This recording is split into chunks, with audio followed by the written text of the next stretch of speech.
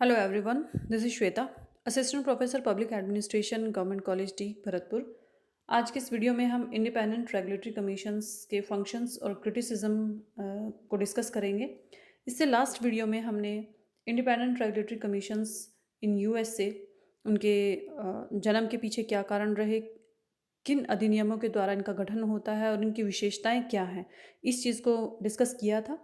आज हम उससे आगे फंक्शंस और क्रिटिसिज्म को डिस्कस करेंगे।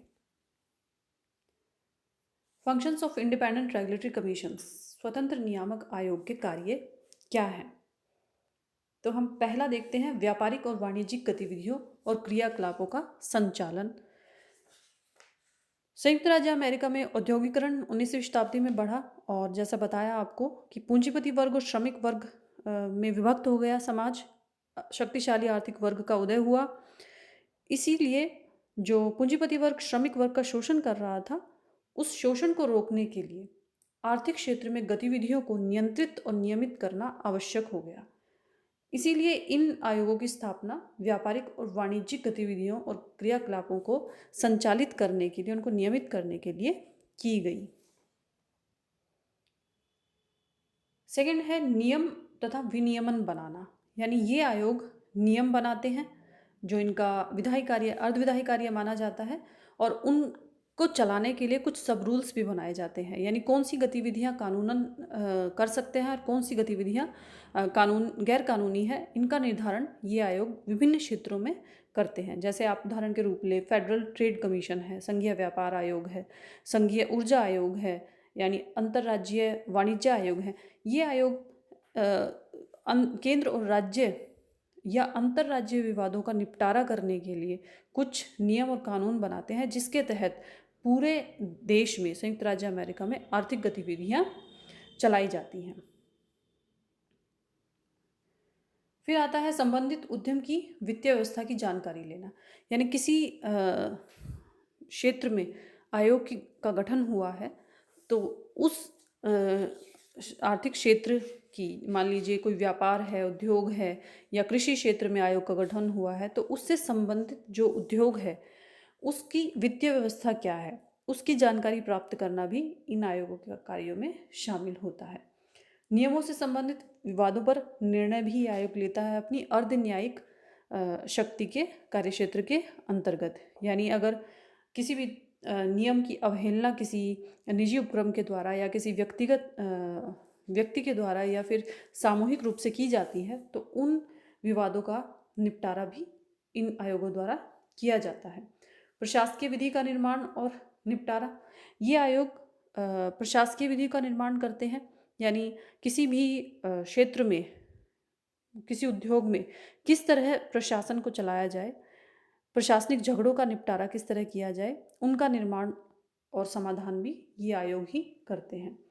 न्यायिक कार्य करना, मान लीजिए या किसी व्यक्ति के द्वारा याचिका दायर करने पर मामले की सुनवाई कर सकते हैं और अपना निर्णय भी दे सकते हैं। आर्थिक गतिविधियों को या क्रियाकलापों को संचालित करते हुए अगर किसी तरह का कोई विवाद उत्पन्न होता है या जो नीतिगत निर्णय सरकार लेती है उनकी अवहेलना करते हुए कोई कार्य किया जाता है और कोई व्यक्ति उसका समाधान चाहता है, तो ये आयोग उनका समाधान करते हैं। कांग्रेस के समक्ष वार्षिक प्रतिवेदन प्रस्तुत करना, ये एक मुख्य कार्य है, क्योंकि कांग्रेस व्यवस्थापिका है, उसके व्यवस्थापिका के कानूनों के द्वारा ही इन आयोगों की स्थापना की जाती है, उनका संविधान का निर्माण किया जाता है, कानून बनाए जाते हैं। तो कांग्रेस की भुजाएं भी कहा जाता है इन आयोगों को। तो वार्षिक प्रतिवेदन ये कांग्रेस को प्रस्तुत करते हैं, क्योंकि राष्ट्रपति के प्रति ये उत्तरदायी नहीं होते। उन प्रतिवेदन में समस्याओं या सुझाव या उपलब्धियों का वर्णन किया जाता है संबंधित तकनीकी क्षेत्र के प्रशासकीय विभागों और निजी उद्यमों के संबंध में। तो ये कुछ एक कार्य हैं जो प्रशासनिक, अर्धविधायी और अर्ध न्यायिक प्रकृति के माने जाते हैं। फिर हम देखते हैं सिग्निफिकेंस क्या है, महत्व क्या है इन आयोगों का। ये आयोग मुख्य रूप से सबसे पहला महत्व आता है दलगत राजनीति से दूर है। जो व्यवस्थापिका है संयुक्त राज्य अमेरिका की कांग्रेस, उसकी विचार में उसकी इच्छा रही कि राष्ट्रपति की शक्तियों में वृद्धि ना की जाए, इसीलिए एक ऐसी संस्था का गठन हो जो आर्थिक क्षेत्र में क्रियाकलापों का नियमन या नियंत्रण कर सके, राष्ट्रपति के अधीन ना रहते हुए। तभी इन स्वतंत्र नियामक आयोग का जन्म हुआ। इसीलिए राजनीतिक हस्तक्षेप से ये आयोग दूर रहते हैं और स्वतंत्र निष्पक्ष रूप से कार्य करते हैं। फिर आता है विशेषज्ञता एवं कुशलता। ये आयोग निश्चित किसी विशेष उद्देश्य के लिए स्थापित किए जाते हैं। इन आयोगों के सदस्य भी अपने क्षेत्र के विशेषज्ञ होते हैं, कुशल होते हैं। इसीलिए आर्थिक क्षेत्र में विशेषज्ञता के साथ कार्य संपन्न हो सकता है। ये इस महत्व को दर्शाते हैं। मिश्रित प्रकृति होती है इन आयोगों की, यानी एक ही आयोग से तीनों तरह के कार्य लिए जा सकते हैं। तीनों तरह के कार्यों का निष्पादन होता है, प्रशासनिक, अर्धन्यायिक और अर्ध विधायी। यानी ये कानूनों का निर्माण भी करते हैं, प्रशासनिक विधि को भी तय करते हैं और विवादों का निपटारा भी करते हैं। कार्यपालिका के हस्तक्षेप से मुक्त रहते हैं, राष्ट्रपति का हस्तक्षेप नहीं होता है तो स्वतंत्र रूप से कार्य करते हैं। नौकरशाही के दोषों से मुक्त होते हैं। नौकरशाही के दोष जैसे भ्रष्टाचार है या भाई भतीजावाद है, या डिले होता है, वहाँ पर रेड टेपिज्म जिसे लाल फीताशाही कहते हैं, उन दोषों से ये संगठन मुक्त रहते हुए कार्य करते हैं। उच्च कोटि के प्रतिभाशाली इसमें सदस्य होते हैं तो संगठन कुशलता से कार्य कर पाता है। स्वायत्ता और निष्पक्षता। स्वायत्ता आइलैंड ऑफ ऑटोनॉमी कहा जाता है। स्वायत्ता प्राप्त होती है नागरिकों के अधिकारों की सुरक्षा करने के लिए। इनको तुलनात्मक रूप से अन्य संस्थाओं को देखते हुए काफ़ी हद तक स्वायत्ता दी जाती है। इसीलिए ये निष्पक्ष होकर कार्य कर पाते हैं। राजनीतिक हस्तक्षेप नहीं होता है तो इनकी विश्वसनीयता बढ़ जाती है। नागरिकों के अधिकारों की सुरक्षा सबसे महत्वपूर्ण कार्य है, क्योंकि कभी स्वतंत्र इस तरह के जो आयोग होते हैं या बोर्ड होते हैं वो राजनीतिक हस्तक्षेप के बिना कार्य करते हैं, तो नागरिकों के अधिकारों की सुरक्षा अच्छे से कर पाते हैं। गंभीरता पूर्ण जो निर्णय लेने हैं महत्वपूर्ण प्रकृति के कार्यों के संदर्भ में, उनको भी अच्छे से कर पाते हैं। तो ये इंडिपेंडेंट रेगुलेटरी कमीशंस के महत्व। अब हम देखते हैं इंडिपेंडेंट रेगुलेटरी कमीशंस की आलोचनाएं क्या हैं। अगर किसी संस्था को स्वायत्ता दी जाती है, स्वतंत्रता के साथ कार्य दिया जाता है, तुलनात्मक रूप से स्वायत्ता अधिक दी जाती है, तो वहाँ निरंकुशता के भी संभावना काफ़ी बढ़ जाती है।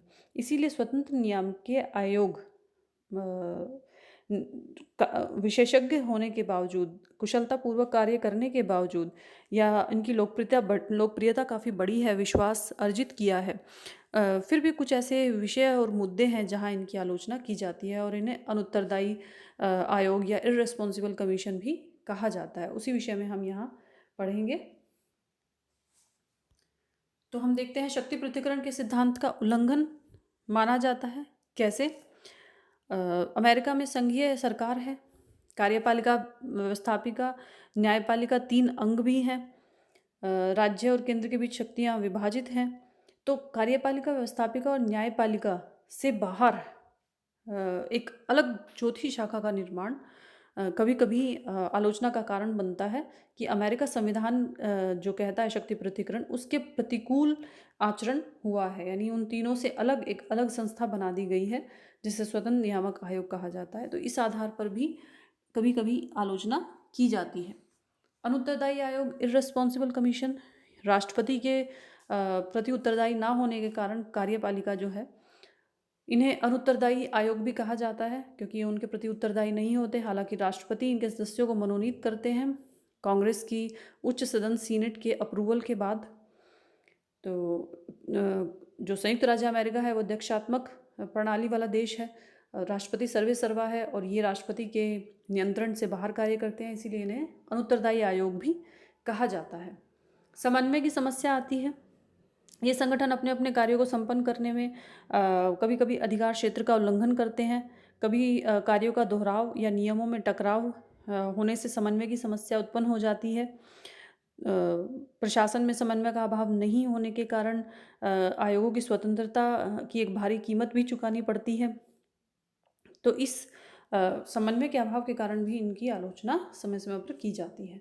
श्रेष्ठता की भावना से ग्रसित, क्योंकि इन आयोगों के जो सदस्य हैं वो अपने क्षेत्र के विशेषज्ञ होते हैं, तो ये आयोग अपने आप को अन्य विभागों की तुलना में श्रेष्ठ समझते हैं, जिससे सुपीरियरिटी कॉम्प्लेक्स की फीलिंग इनके अंदर आ जाती है।